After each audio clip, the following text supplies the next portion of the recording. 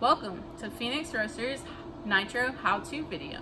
My name's Sarah, and today we will be going over how to attach and detach the Sanke valve. So we are going to start with our keg detached. First things first, you want to turn off your nitro. So if it's perpendicular to the line, that means it's not flowing through the line. If it's parallel, that means nitro is flowing through. The reason you do this is so that it does not spray up as you attach the Sanke valve. This is the Sanke valve, so this is our newest addition. First you want to line up the grooves on the Sanke valve and the grooves on the keg. And once you have those lined up, you want to turn to the right and make sure it's tight. To attach it, you basically are just going to push down with your hand. So it's as simple as that.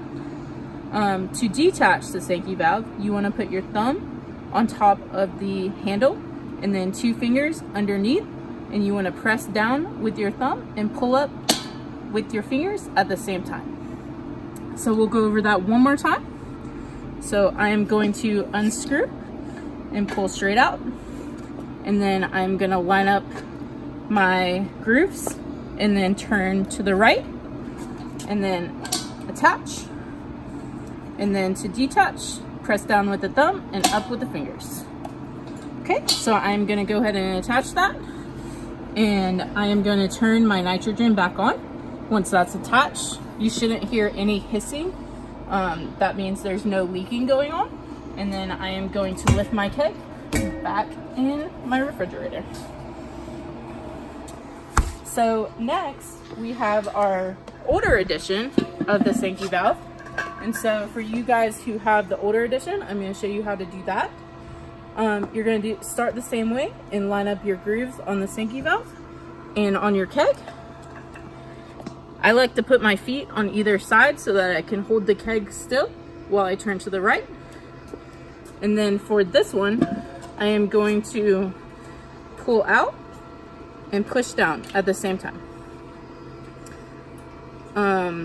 And then to release, I push down and pull out. A pro tip is if you have a keg that is still full, in order not to get splatter on when you turn and it releases that last bit of nitrogen, you can put a towel around it. So if it's attached, and then you can push down and pull out to detach it.